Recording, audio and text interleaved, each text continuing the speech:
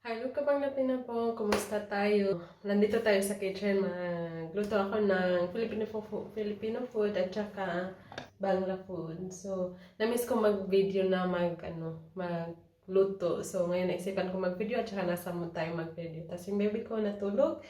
So, ngayon, ito yung lulutuin natin.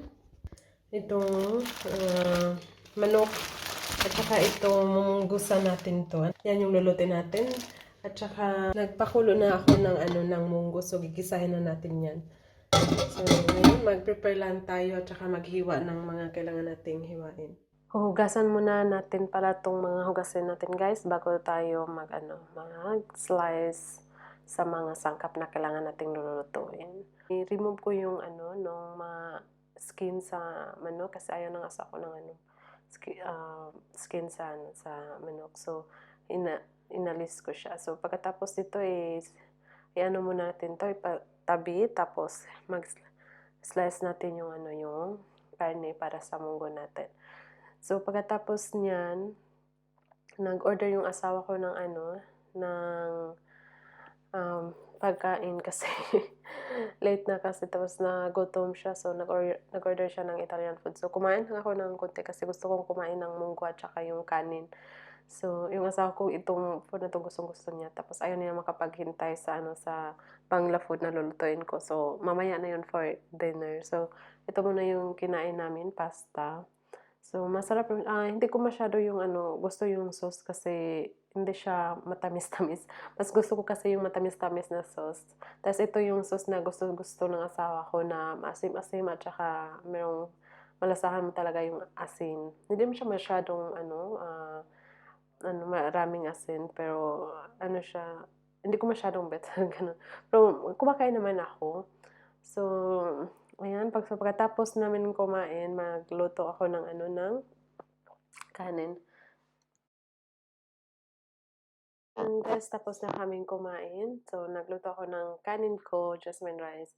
Tapos, ito yung ipapartner natin sa kinisang munggo mamaya. So, ayan, mag-slice na tayo sa itong yung karne. Minarinate ko siya ng ng asin at saka black pepper. Tapos, ngayon, maghiwa tayo sa mga sangkap na pang sahog natin sa sa munggo. Lahat yung sangkap natin, guys, na gagamitin luluto ng ginisang munggo. Tsaka itong meat. Ito sabaw to ng munggo. Ito na lahat. Ito yung capsicum, tomato, onions, garlic, and yung chili. Tsaka itong black pepper. At meron tayong nor cubes. Okay, so start na tayo. Tapos yung baby ko nagising at kumain siya nung food na in-order ng asawa ko. Gustong-gusto niya ng pasta. And guys, napainit na natin yung yung pot natin. At saka, ito pala, kailangan daan natin ng oil. So, ayan guys, mag-start na tayo. So, nilagay ko na lahat yung mga panakot na ni-slice natin kanina. Ginagisa-gisa ko lang siya ng konti.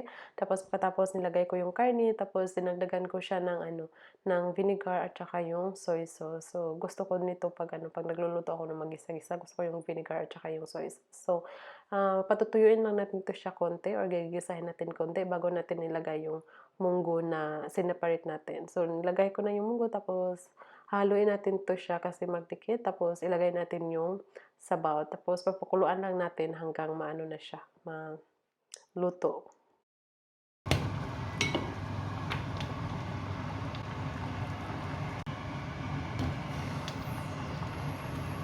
So, last kulo na to guys. Tapos na ito.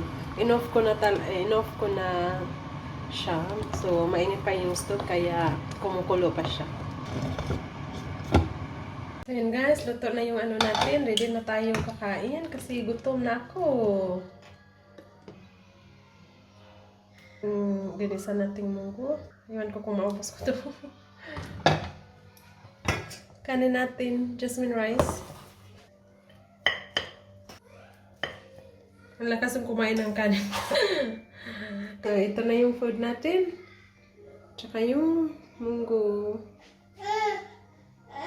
So, andito na naman yung baby ko. Natslap!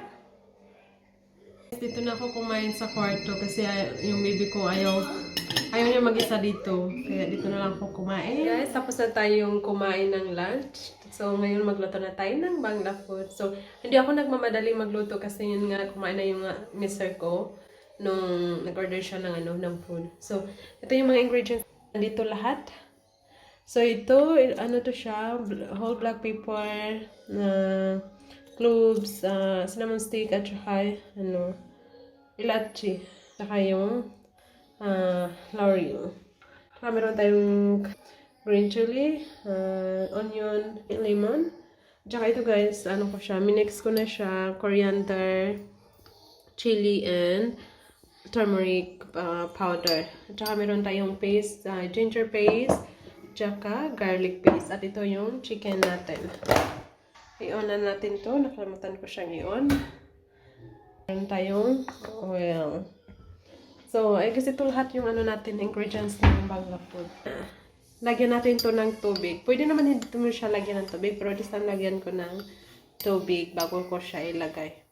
And guys, mag-start na din tayo ng ng Bangla food natin. So, nilagay ko na din yung lahat ng mga spices na prepare ko kanina at saka yung powder na nilagyan ko ng tubig. Ginigisa-gisa ko lang sila ng konti bago ko nilagay yung karning manok. So, hayaan lang natin yung yung manok na maano siya, magisa or ma-fry konti bago natin siya lagyan ng tubig. Yung natin guys, Bangla food. So, malapit na ito. Napakuluan na natin. So, mga 5 minutes tapos na ito. Pero hindi ko magaya-gaya yung lasa pag dun sa sa Bangladesh. Iba yung lasa dito. Ewan ko. Siguro sa mga spicy. Curry, chicken for curry. So, medyo i-thick natin yung niya, yung gravy. Yes, luto na to. Yung natin, yung chicken for curry, Bangla recipe. So, konti lang yung niluto namin kasi dalawa lang kami kasi yung asawa ko lang yung kumain dito kasi meron nga tayong munggo. So, ayaw kasi niya ng old food. So, kaya konti-konti lang yung niluluto ko. So, i-off na natin guys. Okay na ito.